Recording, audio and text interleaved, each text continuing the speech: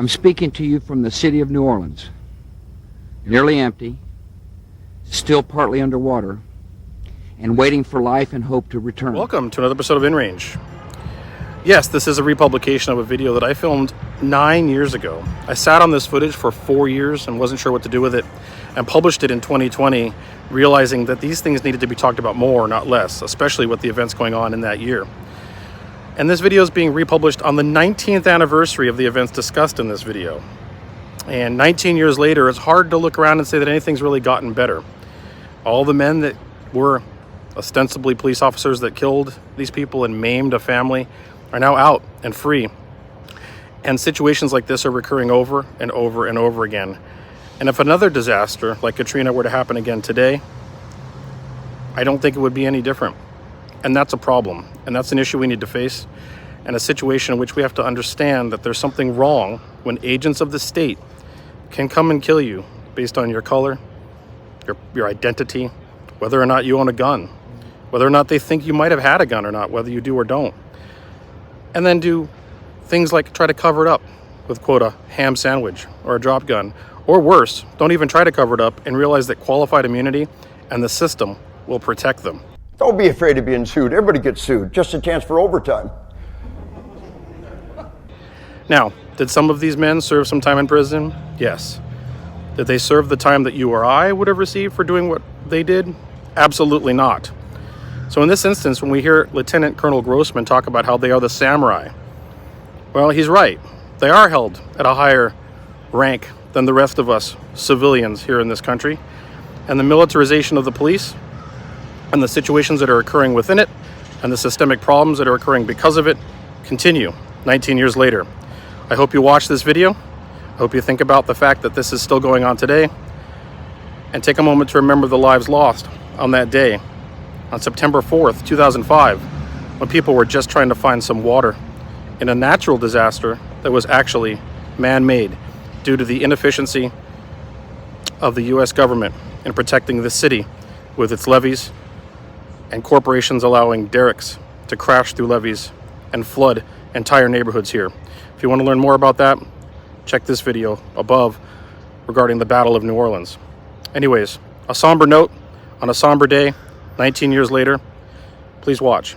Thank you. Thank you for tuning in to another episode of InRange. This is a difficult topic today, and the footage you're going to see was filmed 4 years ago. Yes, 4 years ago. And the reason I've been sitting on this video content is because I haven't been sure when I could publish it. The reality is that I've been waiting for an opportunity to publish this video in which it would not be seen in the light of the current situation or current events, because people would think that I'm publishing this in response to a current event. And the reality is there's never been a chance in 4 years to publish this video where it wouldn't be seen as a commentary on a current event. So I'm going to give up on that idea because it's never going to happen, and I'm going to publish it because I think it's important to be published. One of the topics that I, Carl, cover here on InRange TV are issues of historical significance that I believe are intentionally left out of the general population's narrative, culturally lost, whether it is Old West or modern. Things that have been intentionally left off of the general understanding is something that I believe should be brought to light, because it's those topics that really give us insight into society, whether it's historical or current. And the one that I'm covering today is about the murder of a number of innocent and unarmed civilians on Danziger Bridge, September 4th, 2005, just a few days after Hurricane Katrina.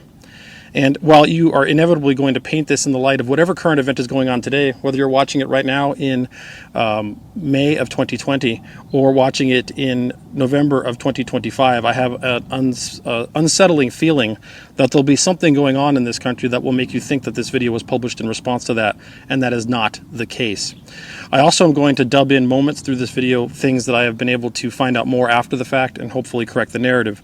The other thing that I do want you to understand is that this is wholly my work. This is my work. I run InRange TV, and I decided to do this topic because I felt it was important. This video is not intended to give you any specific view. It is intended to be an historical account as accurately as I can represent it, and it is wholly my work and does not represent anyone else that's ever been on InRange TV. This video is my work and my work wholly. Danziger Bridge, New Orleans, Louisiana, September 4th, 2005, just after 9 a.m. A budget rental truck drives up to this bridge. Plainclothes police officers jump out of the vehicle and open fire with M4 carbines and one Kalashnikov rifle, killing 2 unarmed civilians and heavily wounding a majority of the Bartholomew family before they took cover. On August 23, 2005, Hurricane Katrina formed in the Gulf. It became as large as a Category 5 hurricane, which is about as big as they get, but by the time it got to New Orleans, it had downgraded to a Category 3 with 130-mile-an-hour sustained winds, or 200 kilometers per hour. Before the storm actually got to the city, Mayor Ray Nagin ordered a mandatory evacuation order. Most people tried to comply with the mandatory evacuation order, but the reality is not everyone in New Orleans had the capabilities to do so. They either did not have their own transportation, or they lived below the poverty line, and the reality of being able to live the city was completely infeasible. On top of that, the city did not provide sufficient public transportation to help those people leave the city. So the reality is the majority of people that stayed behind at Katrina were there not necessarily because they chose to, but because they couldn't choose not to be. Catastrophic engineering and design failures in the levee system designed to keep New Orleans dry during a hurricane like this resulted in levee failures across the city. The city flooded in many places, most significantly the lower Ninth Ward, which is one of the more economically challenged parts of the community, meaning that the people that lived in the lower Ninth Ward had very little chance or opportunity to leave and flee this storm, even based on Mayor Ray Nagin's mandatory evacuation order. As a result, many families had no choice but to shelter in place, some of them stuck in their homes with rising floodwaters, having to hack their way to the roof to not drown in their own homes with an axe. Many people were thrust out of their destroyed homes and had no choice but to live outside exposed to the elements. No food, no resources, no supplies. And while the news tended to like to focus on the idea that there were looters all over New Orleans, the reality is the majority of these people were strictly looking for food and water to try and survive in the sweltering heat. In this video today covering this incident, we're going to discuss 2 families. The Madison brothers, who were stranded in New Orleans, also looking for supplies, and were at the top of the bridge when the NOPD drove up, and the Bartholomew family, along with a friend, who were living literally behind a concrete barrier in an attempt to shelter themselves from the elements. They were walking down the bridge to East New Orleans in an attempt to get some water and food and supplies, and the Madison brothers were doing the same. A little before 9 a.m., an NOPD convoy is going over the I-10 overpass, and they call in that they're receiving gunfire from the local vicinity and insinuate that there's a downed officer on the Danziger Bridge. So the convoy actually did hear gunfire, but it was not gunfire directed at them. It was gunfire from people who were stranded in flooded buildings or flooding buildings as distress calls, hopefully trying to find someone to come rescue them. So they heard gunfire, but the accounts of that gunfire being targeted at them and the account of a downed officer on Danziger Bridge were both incorrect. The Bartholomew family and one friend, James Brissett, are walking over the bridge with a shopping cart in an attempt to find supplies, water, and food 6 days after the flood. A budget rental truck arrives at the base of Danziger Bridge, directly behind the Bartholomew family.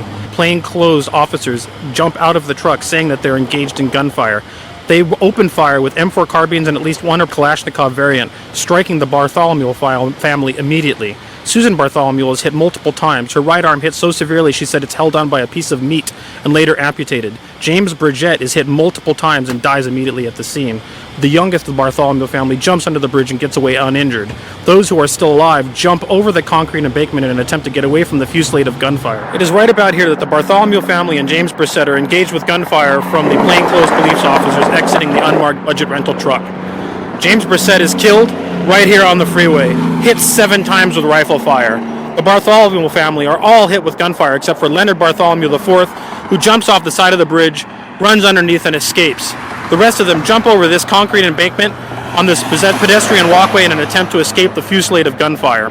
The police officers believe this threat to have been neutralized. After effectively neutralizing the Bartholomew family and friend at the base of the bridge, they see the Madison brothers up here, who start running after hearing the gunfire at the crest of the bridge. They get back into the budget rental truck and drive up to the crest of the bridge to pursue them. Falcon, Hunter, and Gasivius exit the vehicle and enter an unmarked police vehicle pursuing Lance and Ronald Madison, brothers, who are trying to escape the gunfire that erupted on the other side of the bridge. They are escaping on foot down this side of the bridge. Gasivius, Falcon, and Hunter are in the car pursuing them. Falcon extends a shotgun out the back of the car and fires 1 round, hitting Ronald Madison in the back with at least 5 projectiles. Ronald Madison is somewhere around here, runs into this parking lot, collapses here, where he later passes away. Another officer, Bowen, was charged with stomping him in the back in his wounded state. However, that was later overturned due to lack of physical evidence. Right here is where Ronald Madison died. passed away at what was then called the Friendly Inn, now called the Royal Inn of New Orleans. His brother Lance was arrested moments later and held in prison for 3 weeks with no indictment before he was let go. Directly across from the Danziger Bridge is the I-10 overpass. Some news crews actually heard the gunfire, the first fusillade, and started filming in this direction and caught some of the budget rental truck and the officers with their rifles on Danziger Bridge right about here at the crest.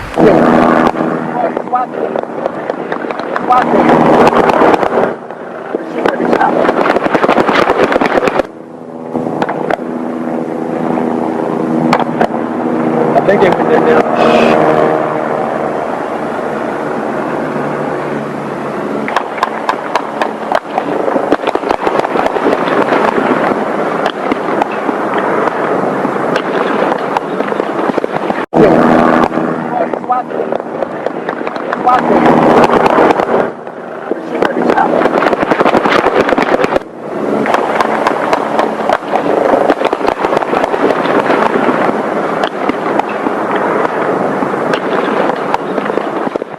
So this shooting happened in September of 2005. It takes 2 years for indictments to come down on the officers involved in these shootings. They're charged with murder and attempted murder. But in 2008, the charges are dropped.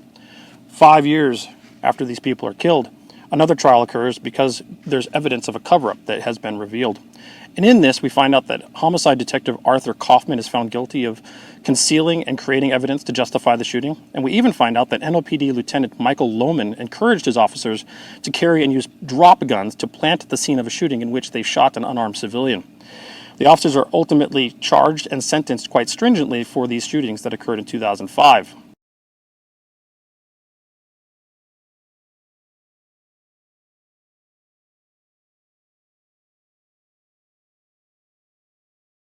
Two years later, in 2012, there's a retrial, and these officers immediately plead guilty for lesser charges. And you're going to see in this chart that the lesser charges they receive are lesser indeed. The reason I do this video isn't to reopen old wounds. It's because there's constant wounds going on, and I said in the introduction to this video that I was holding on to this footage for 4 years in an attempt to release it when it wouldn't be considered something in response to a current event. But in the time I filmed this 4 years ago and now, there hasn't been an opportunity to do that. And that to me says that I just have to release it, and there isn't going to be an opportunity to do that. So hopefully you have found this to be enlightening, interesting, and informative. And the reason I release a video like this is because, one, I don't want history to be forgotten in this country, whether it's Old West or modern, and also to remember the names of those lost in incidents like this, because that list is getting longer and longer every day. Thank you for watching.